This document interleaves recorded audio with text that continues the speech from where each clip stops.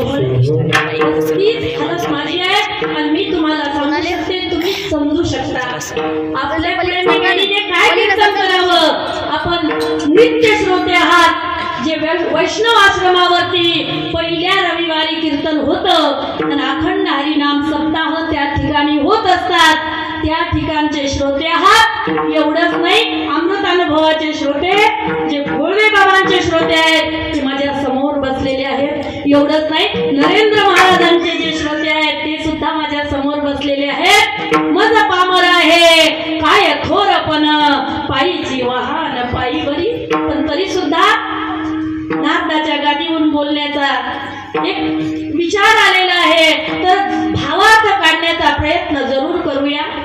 महाराज अभंगामधून माऊलीची कृपाळुता दर्शवतात उदात्तता दर्शवतात सांगतायत या वैष्णवामध्ये अग्रगण्य असणारे जे ज्ञानराज माऊली आहेत जे योग्यांची सुद्धा माऊली आहेत साधकांचा मायबाप आहेत त्यांचं वर्णन आपल्यासारख्यांनी काय करावं हो।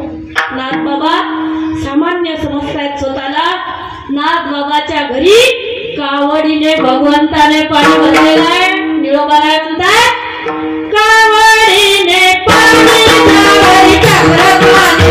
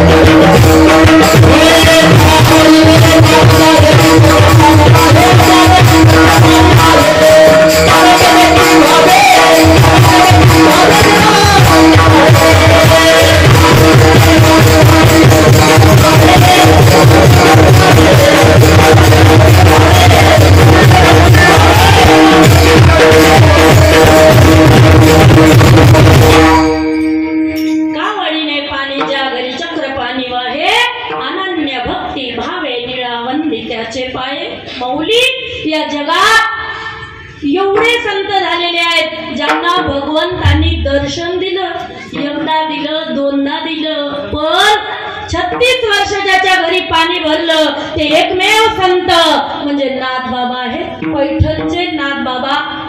त्या नाथ बाबांना संत पदवी बहाल झालेली आहे, पण तरी सुद्धा मूळ नक्षत्रावरती जन्म झालेला आहे. मूळ नक्षत्रावरती जन्म झाला आणि आई वडिलांचा मृत्यू झालेला आहे.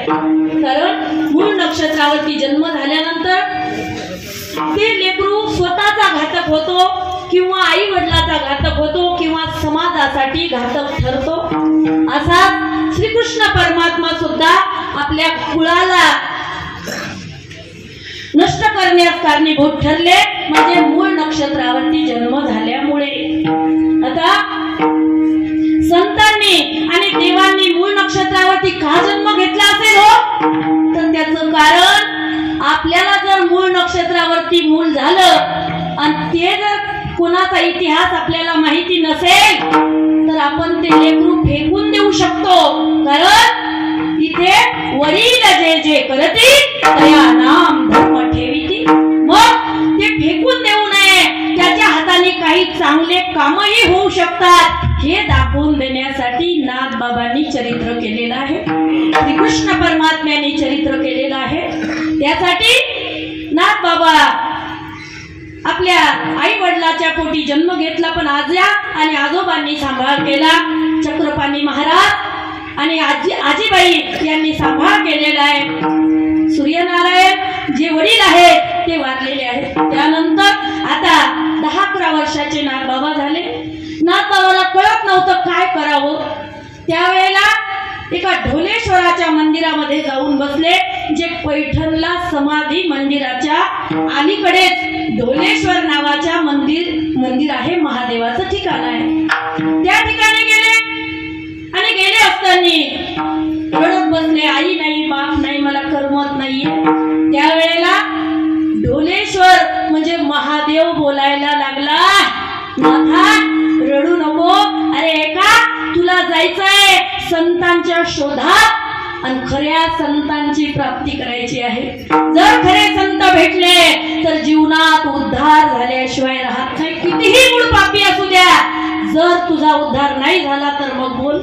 त्यावेळेला नाथ बाबांनी प्रति विचारलं महादेवाला, मी संतांकडे जाऊन करू काय? त्यावेळेला सांगितलं, बाबा तिथे जाऊन ज्ञान प्राप्ती करायची असेल तर खऱ्या संतांची सेवा करावी लागेल. का तर खऱ्या संतांची सेवा केल्यानंतर मी नाही, माऊली सांगतायत, या ज्ञानाचा पुरवठा तेथे सेवाहाची दारवंठा, तो स्वाधीन करी गासुबठा ओळखोनी. खऱ्या संतांना ओळख आणि त्यांची सेवा कर, जेणेकरून तुला ज्ञानाचा दरवाजा उघडा होईल आणि ज्ञानाच्या गृहात तुला प्रवेश करता येईल. बरं बाबा मी जात आहे, पण ती विद्या कोणती आहे? त्यावेळेला सांगितलं, मी जे ती विद्या तुला सांगत आहे, ज्या संतांकडे तुला पाठवत आहे त्या संतांकडे मी दिलेलीच विद्या आहे. आदिनाथ गुरु सकळ सिद्धांचा मच्छिंद्र तयाचा मुख्य शिष्य. मी आदिनाथ म्हणजे महादेव तुला सांगत आहे, तुला शांकरी विद्येची प्राप्ती करायची आहे. बरं बाबा मग जायचं कुठं? तर दौलताबादच्या किल्ल्यावरती तुला जायचं आहे, ज्या ठिकाणी तुला एक किल्लेदार भेटणार आहेत ज्यांचं नाव जनार्दन स्वामी असं आहे. त्यांची भेट घे आणि त्यांच्या अनन्य शरण जा, जेणेकरून तुला खऱ्या संतांची भेट होईल. बाळा तिथे निष्काम सेवा तुला करायची आहे, कारण निष्कामता निज दृष्टी अनंत पुण्य कोट्यानुकोटी, रोकड्याला ही जे साठो वाटी तैच भेटी हरिप्रियाची. ऐसी ऐसी याने भेटती ते साधू, ज्यांच्या दर्शने फिटे भवबंधू. अशा संतांना भेटणे अत्यंत जरुरी आहे, कारण अशा संतांना भेटलं की काय होते माहित आहे? पुण्य फळाला येतं पुण्य.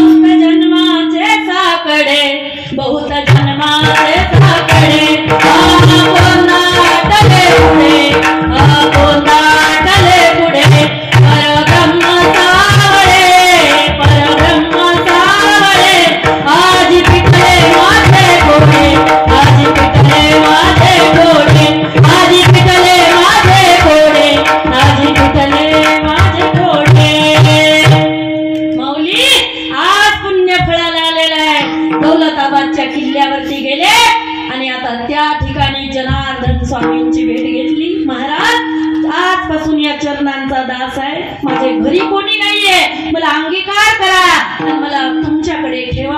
त्यावेळेला व्यवहारिक ज्ञान देण्यासाठी मुनी म्हणून नाथबाबाला ठेवण्यात आलं आणि एका पैसा हिशोब लागत नाही म्हणून एक रात्र घातली आणि उजेड लागता लागता एका पैसा हिशोब लागला. त्यावेळेला टाळ्या वाजवून आनंद व्यक्त केला. नाथबाबा म्हणतात लागला एका पैसा हिशोब लागला. एका पैसा हिशोब लागला, एवढा आनंदी होत आहे. जनार्दन स्वामींनी पाहिलं जर याला ब्रह्मतत्व मिळालं तर किती आनंद होईल हो. त्यावेळेला सांगितलं हे योग्य आहे, हे पात्रता आहे याला ज्ञान देण्याची.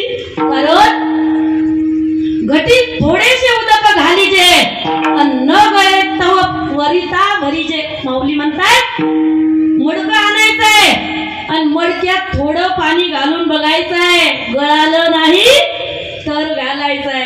निरा गळालंही नाही पाहिजे आणि पाझरल्याशिवाय राहिलंही नाही पाहिजे, तरच पाणी थंड राहील.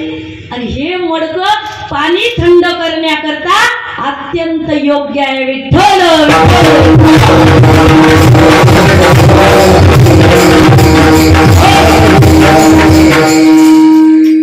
नाथबाबांनी सांगितलं बाबा हरिपाठ माहित आहे का तुला नाथा. जनार्दन स्वामींनी सांगितलं नाथा तुला हरिपाठ माहिती आहे. हो बाबा हरिपाठ घेत असतो रोज. मग सांग माऊली असं का म्हटले. तपे विन दैवत दिघल्या विने प्राप्त तुझे विन ही तर कोण सांगे. बाबा जीवनात तप असल्याशिवाय देव भेटू शकत नाही का हो. नाही, तप असल्याशिवाय देव भेटणारच नाही हे निसंशय आहे. असा जर आयऱ्या गैऱ्याला देव भेटला असता तर मग कोणीही म्हटलं असतं मी देवाला भेटलो. एक विशेष व्यक्तीची काहीच गरज नसती. पण तपाशिवाय दैवत प्राप्त होऊ शकत नाही म्हणून तुला तप करावं लागेल. नाथा तुला मी दत्तगुरूची भेट करून देणार आहे, पण दत्तगुरू जरी आले तुला ओळखायला येणार नाही. त्यासाठी तप हवा आहे. जा सुलीभंजन पर्वतावरती जाऊन तुला तप करायचं आहे. बरं बाबा तुम्ही जे सांगाल ते. आणि तप पूर्ती कधी होईल तर सांगितलं ज्या वेळेला तुझ्या सोबत अघटित घटना घडेल त्यावेळेला तप पूर्ती होणार आहे. शूलिभंजन पर्वतावरती गेले आणि त्या ठिकाणी एका सर्पांनी अंगाला वेढा दिला आणि छत्र धरून बसला. अघटित घटना घडली. 12 वर्षांनी वापस आले आणि वापस आल्यानंतर आपल्या श्री गुरुच्या चरणाशी लागले. सांगितलं बाबा आता दत्तगुरूची भेट करून द्या ना. ज्यांच्या हातामध्ये ज्ञानाच्या चाव्या आहेत, जे दत्तगुरू या सर्व जगाला ज्ञान देण्यासाठी निर्द्वंद्व निशंक विचरतामही सुखानंद हृदय स्थिरावला. मग मला त्यांच्याकडे न्या ना बाबा. आता नाथबाबांनी दत्तगुरूची भेट करून देण्याचं ठरवलं. सांगितलं ओळखिला हरी धन्य तो संसारी मोक्ष त्याचे घरी सिद्धी सहित. बाबा शहाणे सिद्धी घेत नाही. जसं राजहंस पाखरू पाणी पित नाही, ते दूध पिते आणि मोत्याचा चारा खाते, तसं शहाणा तो धनी घेत असे. इथे धनी घेणारा शहाणा आहे.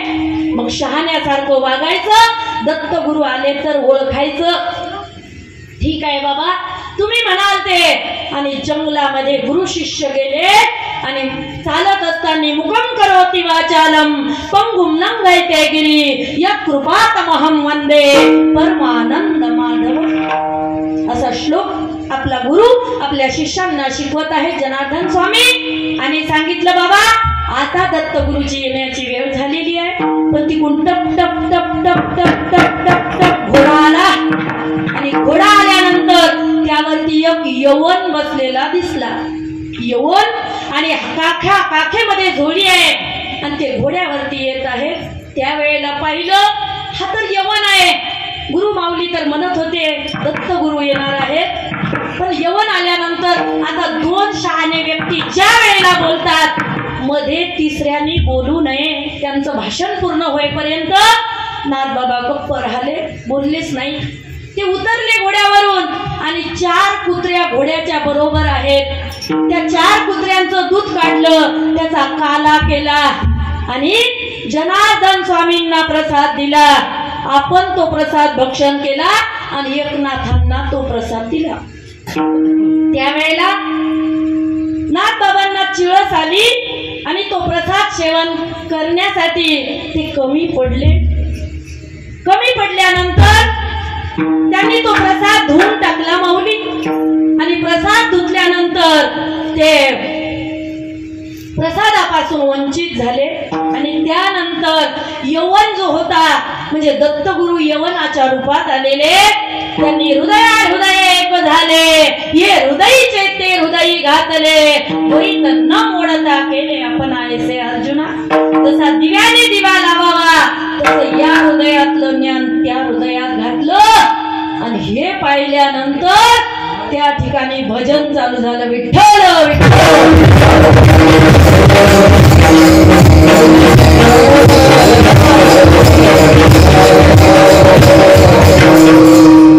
आणि मग यवन महाराज निघून गेले. त्यावेळेला नाथबाबांनी जनार्दन स्वामींना विचारलं, महाराज तुम्ही म्हटले दत्तगुरु येणार आहेत, ते कधी येत आहे तो?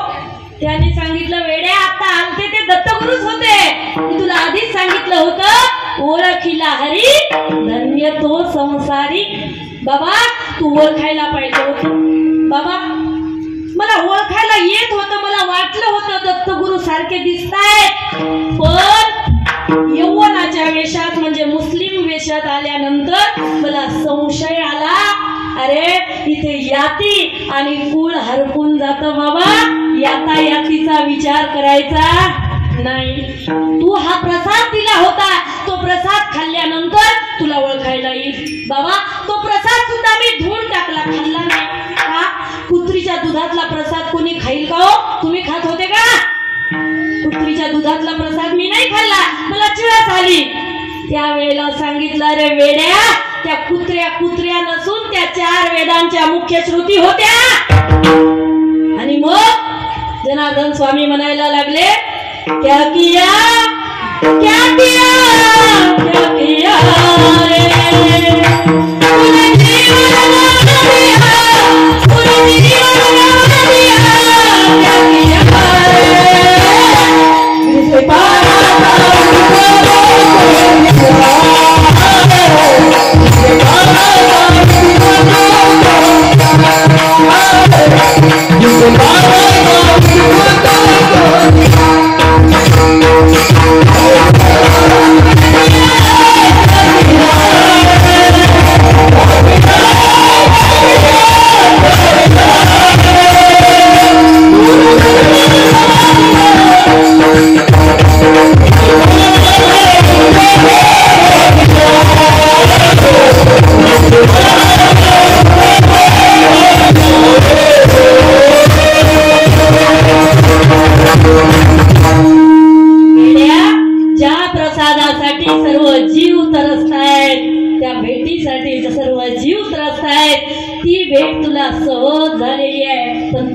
तुला कळलं नाही ना, तर तुला आता उदारांचा जोर आणाय, त्यांची जाऊन भेट घ्यावी लागेल. जा आळंदीला गेल्याशिवाय पर्याय नाहीये. कारण आता तुला दत्तगुरु विद्या देणार आहेत, पण आळंदीमध्ये. कारण आळंदी हे ज्ञानाचं माहेर घर आहे, ज्या ठिकाणी 84 सिद्धांचा सिद्ध भेटी मेळा आहे. त्या सुख सोहळ्याचं वर्णन स्वर्गातले देव सुद्धा करू शकत नाही, तुला तिथे जावं लागेल. बरं, आळंदीला जायचं जरी असेल, पण ज्या वेळेला माऊलीची कृपा होईल त्याच वेळेला जीव आळंदीचा रस्ता धरतो. असे सर्व जीव तिथं नाही जाऊ शकत. जो ज्ञानाचा अधिकारी आहे, जो त्या भूमीत पाऊल टाकण्याचा अधिकार ठेवतो, तोच तिथे जाऊ शकतो. मग आता एक दिवस स्वप्न पडलं आणि नाथ बाबांच्या स्वप्नात माऊली आलेले आहे. नागराजांनी बोलवलं, नाथा माझ्या आळंदीला या आणि माझ्या गळ्याला जी अजान वृक्षाची मुळी लागलेली आहे ती बाजूला सारा. त्यावेळेला मी राम नामाचा जप करू शकतो. कारण माऊली आळंदीमध्ये जे समाधीस्थ बसलेले आहेत ते काही उगेच बसलेले नाहीये. ज्ञानेश्वरीचा 9वा अध्याय पुढे काढेल आहे. ओंकाराची मुद्रा आहे आणि त्या ओंकाराच्या मुद्रेमध्ये राम कृष्ण हरी जपाचा उच्चार चाललेला आहे. नाथा, तो जप करण्यासाठी मला व्यत्यय येत आहे. माझ्या गळ्याला जी मुळी लागलेली आहे ती मुळी तू बाजूला सार.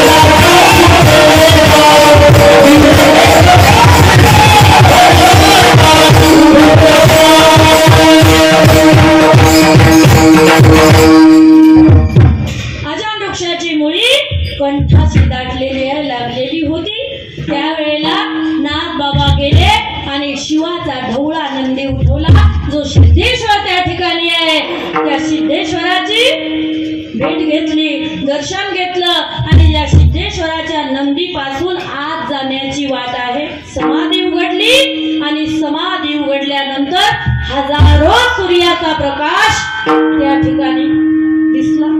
सांगितलं, माऊली मला बोलवलेलं आहे आणि मला बोलून या ठिकाणी मला भेवाडताय, मला दिसत नाहीये काही. हजारो सूर्याचा प्रकाश समाधीतून बाहेर येत आहे. मी तुम्हाला कसं पाहणार आणि आईशिवाय लेकरू राहणार का कसं राहणार? तुम्हीच मला बोलवलं आणि तुम्हीच मला भेट देत नाही. त्यावेळेला आतून आवाज आला, नाथा भिवू नकोस. भेव कशाचा आहे बाबा? भेव जीवाचं असतं ना, जीवाचं. तर ते जीव अमर आहे आणि या देहाचं भेव वाटत असेल तर देह पहिलाच मोरका आहे. माऊलीने नैनं छिंदन्ति शस्त्राणि नैनं दहति पावक न चैनं क्लेदयन्त्यापो न शोषयति मारुतः. जो आत्मा अमर आहे त्याला अग्नी जाळू शकत नाही, वायू हलवू शकत नाही आणि पाणी भिजवू शकत नाही. त्याला त्याची काही भीती नाहीये. तुला भीती कशाची वाटते? त्यावेळेला सांगितलं, मला काहीच दिसत नाहीये. या ठिकाणी पूर्ण झाडीच आहे.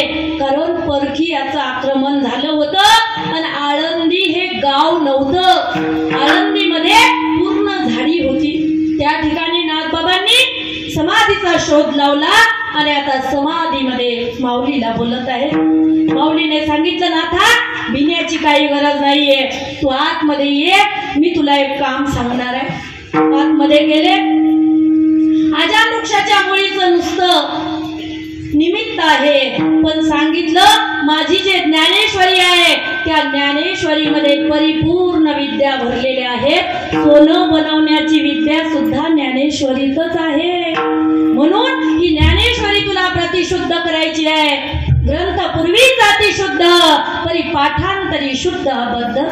मग तुला हा अबद्ध करायचा आहे. ज्या ओव्या या दुनियेला भेटू नये त्या ओव्या नाहीशा करायच्या आहेत. आणि तुझ्या मताने तुला यामध्ये ओव्या घालू शकतो का? तर तू आणि मी नाही, तुझा ज्ञानदेव आत्मा माझा. तू आणि मी यामध्ये काही भिन्नता नाहीये. असं ज्ञानराज बोलतायत. त्यावेळेला ब्रह्म साम्राज्य दीपिका वर्णियली गीतेची टीका यामध्ये मी हस्तक्षेप करावा अशी तर माझी अवकात नाहीये. त्यावेळेला सांगितलं अरे वेड्या प्रत्येकाच्या हृदयामध्ये ज्ञान सारखं आहे. मोठके गुरुमुखे उदय जत दिसे आणि हृदय स्वयंभूची असे. तोडकं गुरुमुखांनी कानात पेरणी होते पण हृदयामध्ये अंकुर उगवतात आणि भक्तीचा वृक्ष लागतो. बाबा तुला हे ज्ञान तुझ्या हृदयामध्ये सुद्धा आहे. तू गोदावरीच्या तीरावर नेऊन ही ज्ञानेश्वरी प्रतिशुद्ध करायची आहे. आणि मग हे काम सांगितल्यानंतर ज्ञानेश्वरी वाचायला घेतली आणि मनात विचार आला खरोखर किती दयाळू कृपाळू ज्ञानी यांचे राजे आहेत ज्यांनी माझ्यावरती कृपा केली असं महाराज अभंगाच्या प्रथम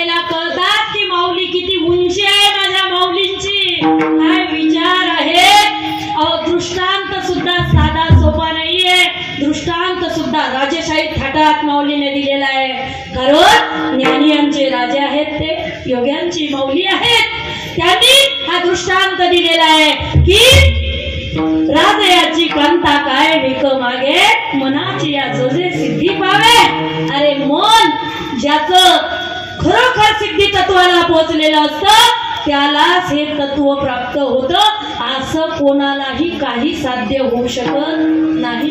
त्यावेळेला विचार केला की खरंच किती कृपाळू आहेत हो. काहीच जाती कुलाचा विचार करत नाहीत आणि कोणावरती सहज कृपा करतात. यांना बाप म्हणाव का माय म्हणाव का आई म्हणाव काही कळतच नाहीये. खरंच तुकोबारा एका ठिकाणी म्हणतात तुम्ही संत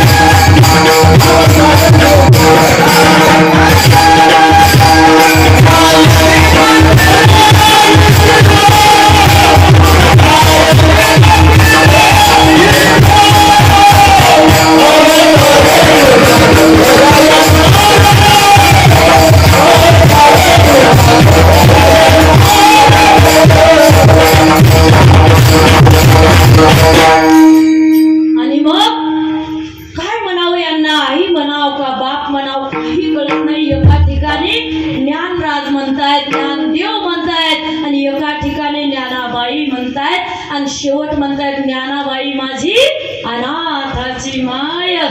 नाथ बाबा कृत्य झाले. 1000 ज्ञानेश्वरीचे पारायण केले. गोदावरीच्या तीरावर बसून त्यावेळेला बुद्धी झाली नुसतं इथंच थांबायचं नाही, आता भावार्थ काढायचा रामायणाचा. ज्याने कोणी ज्ञानेश्वरी वाचली त्याला सहज शास्त्रीय भाषा कळायला लागते. उदाहरण वेळीचं घ्या.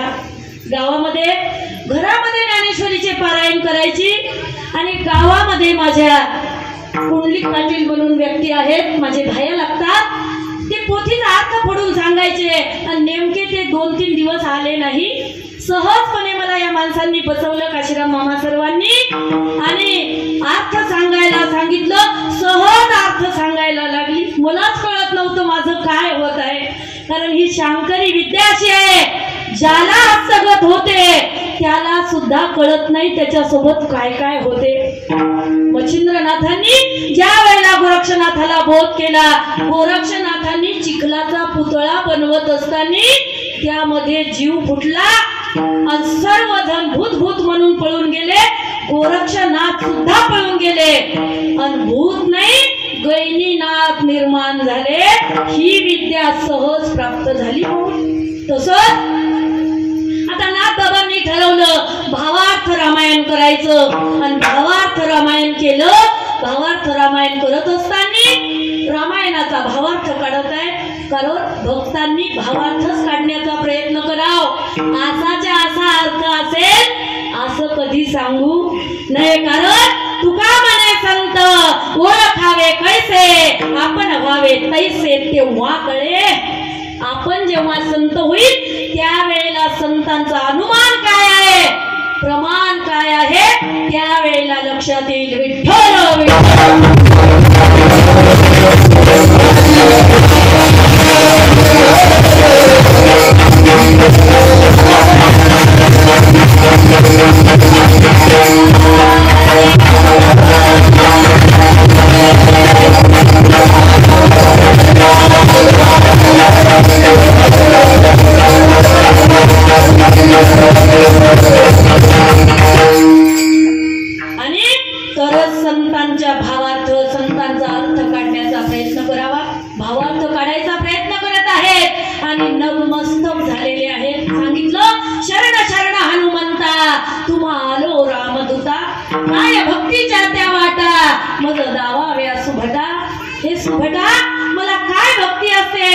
नवविधा भक्ती मला माहिती नाहीये. वेडा करण्याचा प्रयत्न करत आहे. बाबा मला मदत करावी, मला सहाय्य करावं.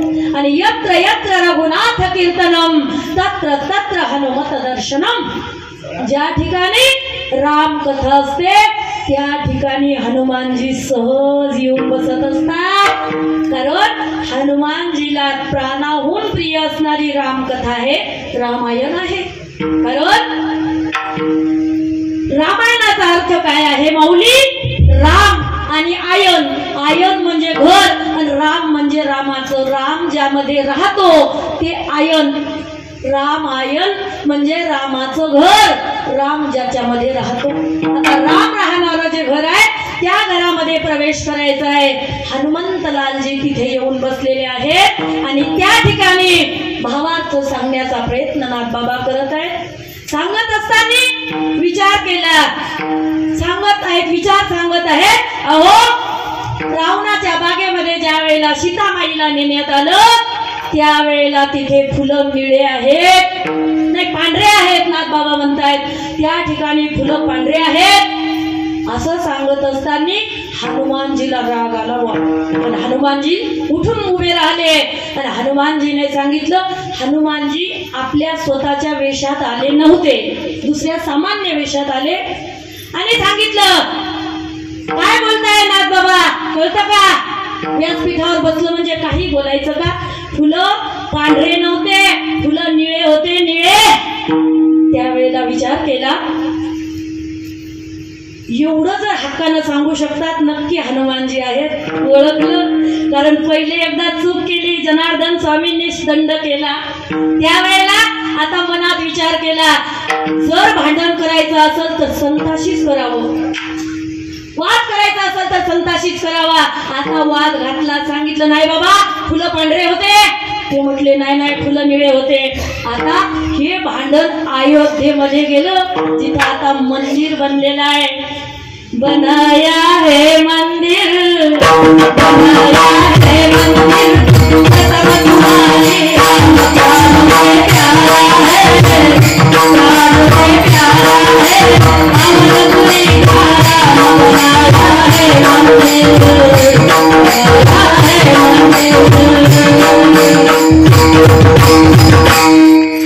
सपना ये पूरा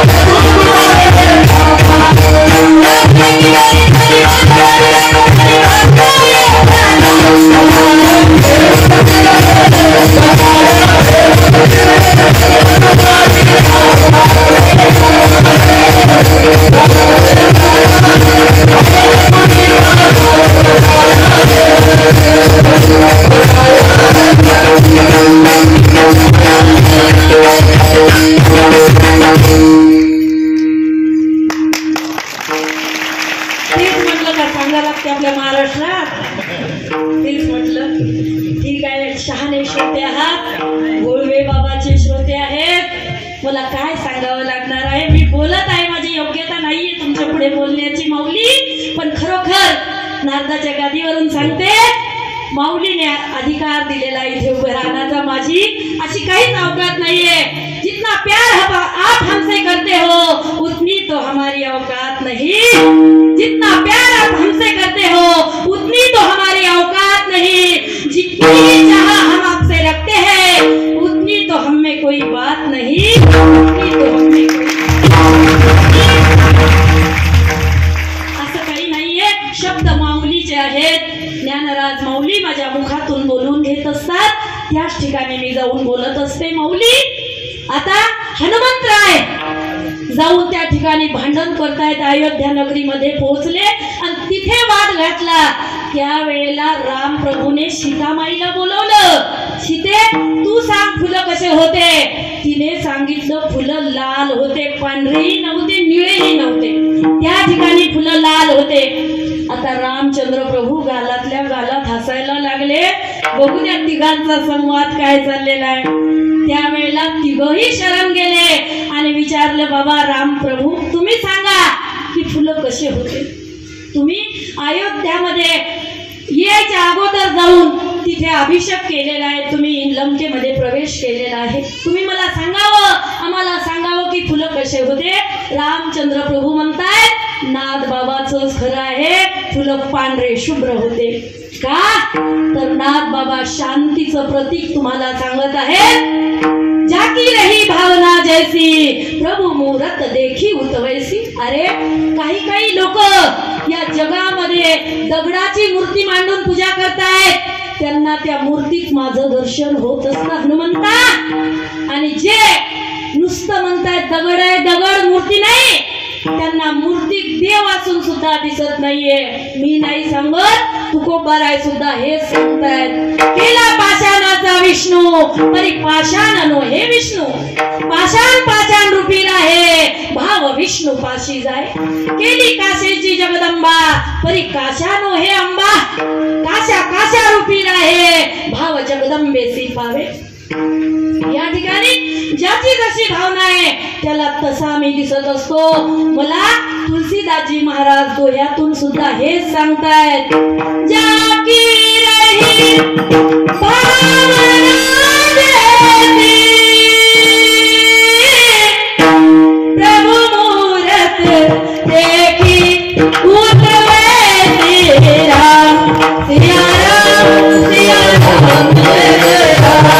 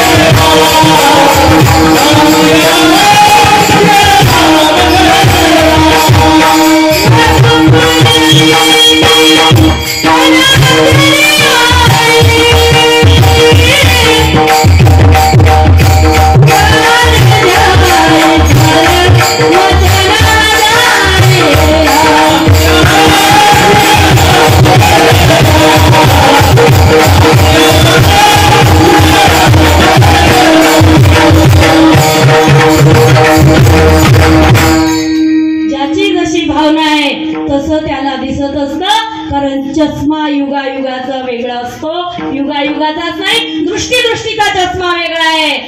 बघा या जगाकडे पाहण्याच्या भावना कोणाच्या वेगळ्या साधू संतांच्या भावना अशा आहेत, हे विश्वाची माझे घर ऐसी मती दयाची स्थिर किंबहुना चराचर आपणची झाला। माऊली हे विश्व आपलं घर समजतायत, म्हणून एकाएकावर अनुग्रह करत आहेत। ज्या ज्या जीवावरती माऊलीची कृपा आहे तो आळंदीला चालायला लागतो आणि परत हल्ला की तिथून पंढरीचा वारकरी होतो। जबाबदारी माऊलीची आहे। अवि एवढंच नाही, रेडा आहे रेडा, रेड्याची काय जात आहे काय कुळ आहे, कुळ पावन आहे का त्याचं? त्या रेड्यावरती कृपा केली आणि सांगितलं ज्ञानदेव म्हणे बोल रे ऋग्वेद, ओंकार हा शब्द प्रणवाचा सर्वात अवघड असणारा ऋग्वेद माऊलीने रेड्या करून बोलून घेतला।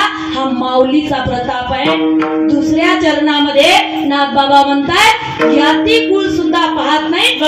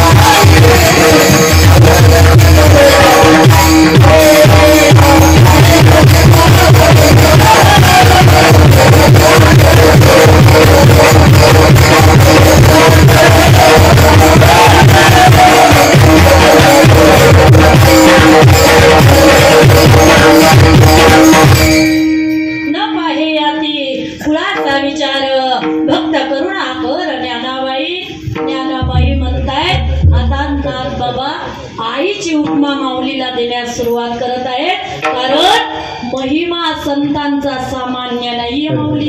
माऊलीने हात ठेवावा, रेडा न बोलावा, तर माऊलीचा अपमान असता. अहो भिंती चालली, रेडा बोलला म्हणजे यामध्ये त्या रेड्याचं सामर्थ्य नाहीये, त्या भिंतीचं सामर्थ्य नाहीये, माऊलीचं सामर्थ्य आहे. कारण वैष्णवामध्ये अग्रगण्य असणारे ज्ञानराज माऊली, ज्यांनी ज्या वस्तूला हात लावावा तिने बोलक व्हावं, बोलक. कारण हा महिमा संतांचा आहे, नोहे हा सामान्य, महिमा संतांचा. नैवेद्य हातीचा मूर्तीचे तिथे जाऊन साधना केली आळंदीमध्ये. आता विठ्ठल विठ्ठल विठ्ठल पखवादाचे बोल बोलत आहेत, खणखणाट वाजत आहेत, विठ्ठल विठ्ठल ब्रह्मनाद काढत आहे. महिमा कोणाचा आहे? संतांचा महिमा आहे. म्हणून तर संत म्हणतायत, खणखणा वाजती टाळ, खणखणा वाजती टाळ,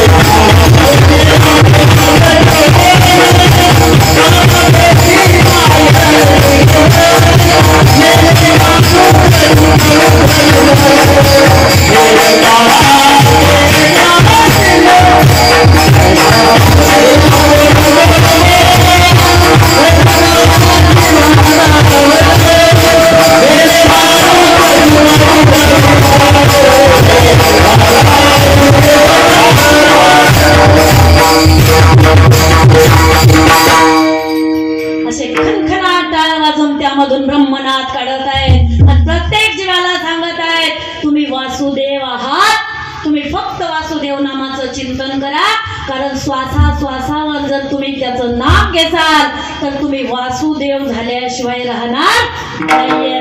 मग हे तुम्हाला करणे अत्यंत जरुरी आहे. अहो संतांच्या सानिध्यात जर पशु पक्षी जरी आले तरी तेही आज्ञेत वागतायत. माऊली सर्वांना आज्ञा पाळावी लागते, आज्ञेत वागावं लागतं. नाही वागलं तर दुसरा येतो आणि दुसरा आल्यानंतर काळ बांधून नेतो. म्हणून नाथ बाबा सांगतायत,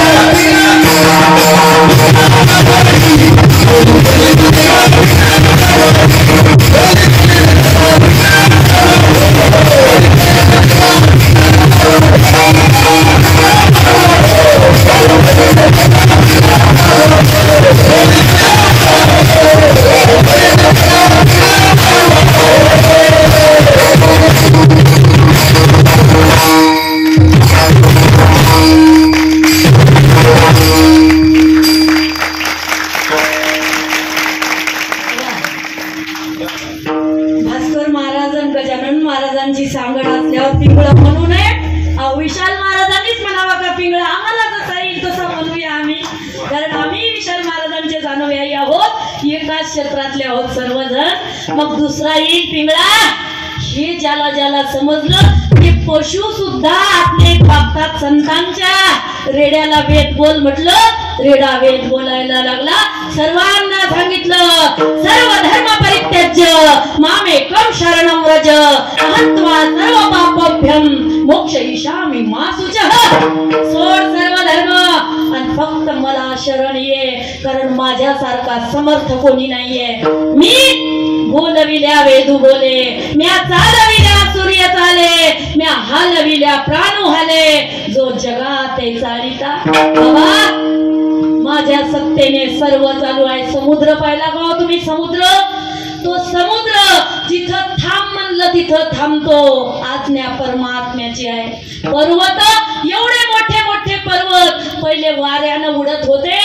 देवांनी सांगितलं पर्वते बैसका न संडावी, पृथ्वी या भूते वहावी, समुद्रे रेखा न ओलांडावी, ही आज्ञा माझी. वायूने सर्वत्र वसावे, नाव भरी उगे नसावे. वाऱ्याने थांबू नये, पर्वताने उडू नये, समुद्राने जास्त जागा घेऊ नये. जितकी मर्यादा आहे तितक्यात वागावं.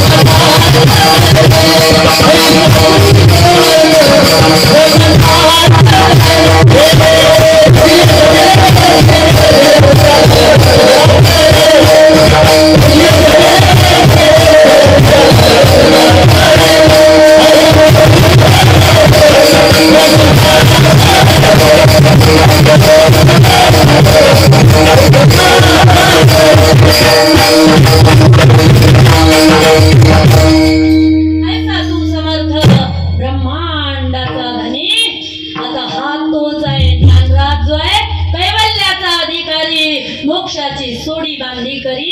हा कैवल्याचा साम्राज्य चक्रवर्ती आहे. आणि त्यांनी सांगितलं, जो कोणी माझा ऐकून ही ज्ञानेश्वरी ऐकेल वाचेल, तो मन काया वाचा, जो सेवक होईल येचा, तो स्वानंद साम्राज्याचा चक्रवर्ती करी. त्याला चक्रवर्ती सम्राट बनवण्याची ताकद माझी आहे. आणि जो आज्ञेत वागतो त्याला संत सांगतात, जो आज्ञेत वागतो तिथे झुकून वागावं लागतं प्रत्येक जीवाला. कारण तिथे सत्ता संतांची आहे, त्या देवाची सत्ता आहे. तोच देव कधी संत होऊन येतो, कधी राम बनून येतो, कधी श्याम बनून येतो, कधी कृष्ण बनून येतो. त्याचे अनंत रूप आहेत, अनंत अवतार आहेत. माऊलीच म्हणतात, अनंत रूपे अनंत वेशे देखील आम्ही त्यासी, बाप रखुमा देव रुखून बाणली हो कैसी. या देवाला पाहिल्यानंतर तो एक आहे आणि एकाचीच खून माऊलीने हरिपाठात सुद्धा सांगितलेली आहे. एकाचीच खून माऊलीने ज्ञानेश्वरी सुद्धा सांगितलेली आहे. हरिपाठात 2 ठिकाणी ही खून सांगितलेली आहे. एक तत्व नाम दृढ धरी मना, हरीसी करुणा येईल तुझी. याला ज्ञानबाची मेघ म्हणतात. ज्ञानबाची मेघ म्हणजे काय आहे? आपल्या शेतामध्ये जसं आपण मेढ राहतो आणि त्यामध्ये खळ करत असतो पहिले जुने लोक. आता मन यंत्र निघलं, पण ज्या वेळेला खळ चालायचं त्यावेळेला एक अशी मेढ रवल्या जायची, त्या एका मेढीला 10 बैल जरी बांधले ते दिवसभर किती दणके घ्या, मेढ उपटायची नाही. तसं कितीही अनंत रूपात मला पहा, पण मेढ एक ठेवा. मेढ त्याला ज्ञानबाची मेघ म्हणतायत आमच्या संप्रदायामध्ये. या मेढीवरती तुम्ही दृढ राहा आणि बस एक देव समजून अनेक देवाची भक्ती करा, तरी सुद्धा काही फरक पडत नाही. कारण ईश्वर अल्लाह वाहे गुरु, क्या क्या है प्रभु के नाम, मालिक सबका एक है, अलग अलग है नाम, अलग अलग है नाम.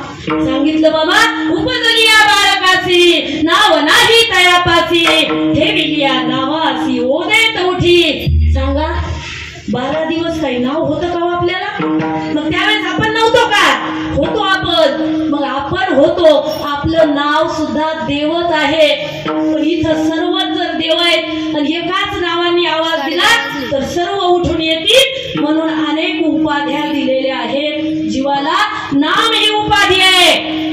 कारण भगवंताला सुद्धा नाव नाही तर आपल्याला कुठं नाव आहे? आपल्याला सुद्धा 12 दिवस नाव नाहीये. मग 12 दिवसांनी ज्या वेळेला पाळण्यात घालतात त्यावेळेला म्हणतात हे घ्या राम, त्या म्हणतात घ्या लक्ष्मण, घ्या भरत, घ्या शत्रुघ्न. अशा माऊल्या 12 दिवसाच्या दिवशी म्हणत असतात. आणि त्यानंतर जीवाला एक नाव देतात. त्या नावाचा अहंकार घेऊन प्राणी काही सुद्धा करायला तयार आहे. जर 12 दिवसांनी मिळालेल्या नामाचा अहंकार तुम्ही एवढा घेताय तर त्या देवाच्या नावाची लाज त्याला किती असेल हो. त्याचं नाम घेतलं की सर्व काही होतो. कारण नाम तिहारा तारणहारा कब तेरा दर्शन होगा जिसकी रचना इतनी सुंदर वो कितना सुंदर होगा, वो कितना सुंदर होगा. किंवा मेरा आपकी कृपा से सब काम हो रहा है, मेरा आपकी कृपा से सब काम हो रहा है. करते हो भैया, करते हो भैया, मेरा हो रहा है. मेरा आपकी कृपा से सब काम हो रहा है, मेरा आपकी कृपा से सब काम हो रहा है. बघा देवाच्या कृपेने होते पण आपलं नाव होतो. तुकोबराम महाराज म्हणतात निमित्ताचा धनी केला से प्राणी माझे माझे माझे मरणे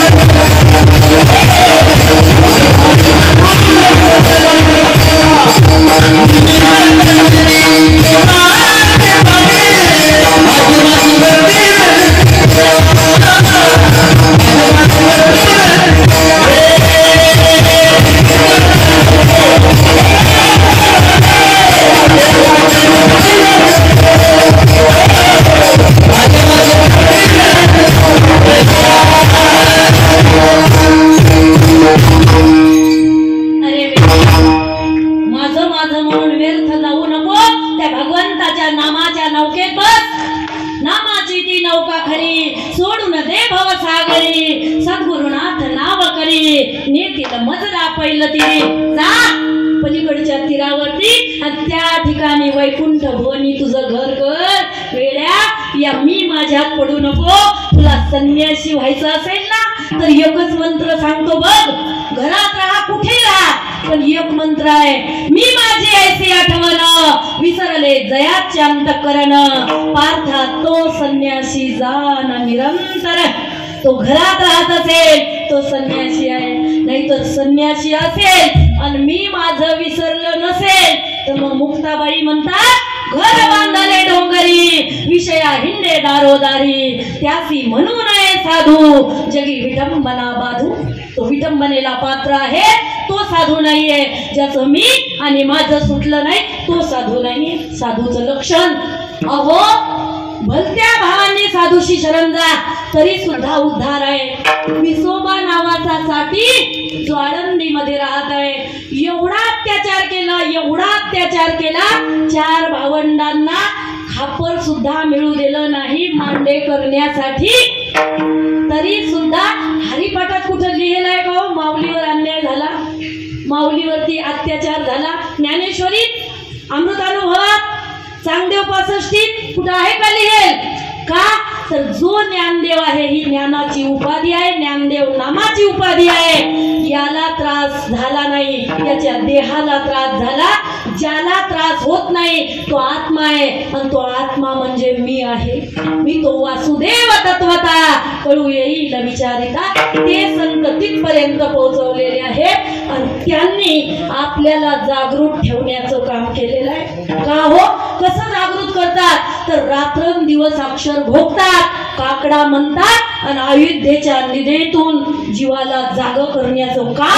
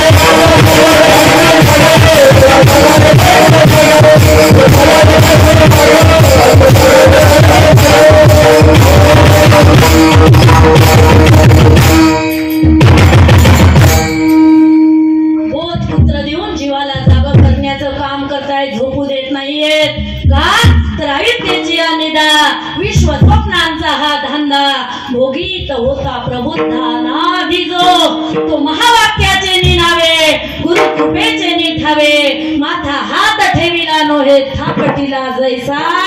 कारण फिकली या छेंदे कडू पण गेले तैसे आम्हा केले पांडुरंगे.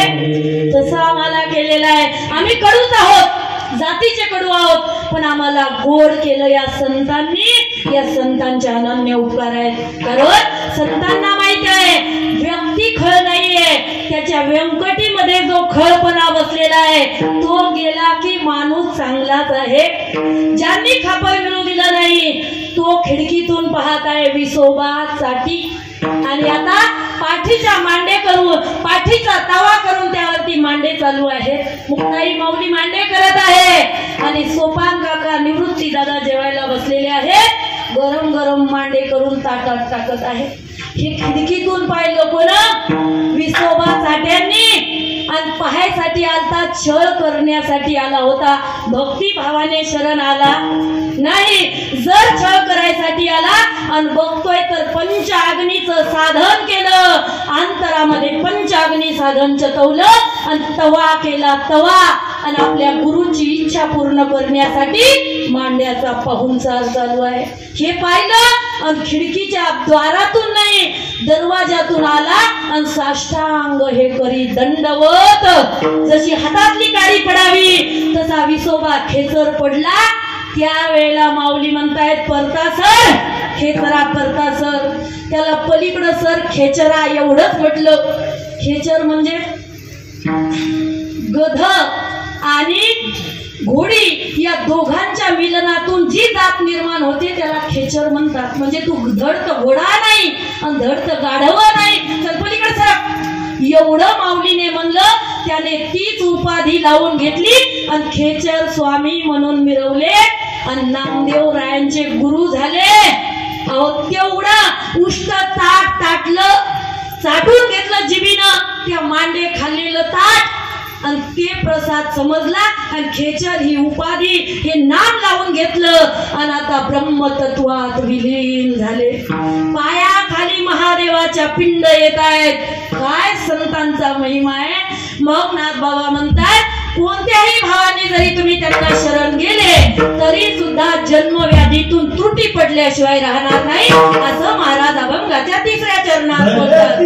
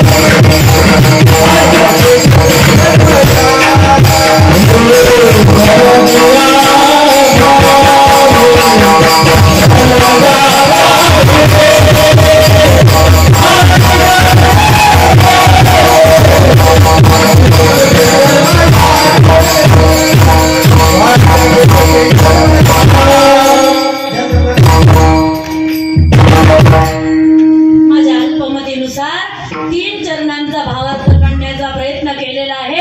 आता संप्रदायाच्या नियमानुसार एकदा विठोबा रखमाई भजन हात वर करून करायचं आहे सर्वांनी। हरी विठोबा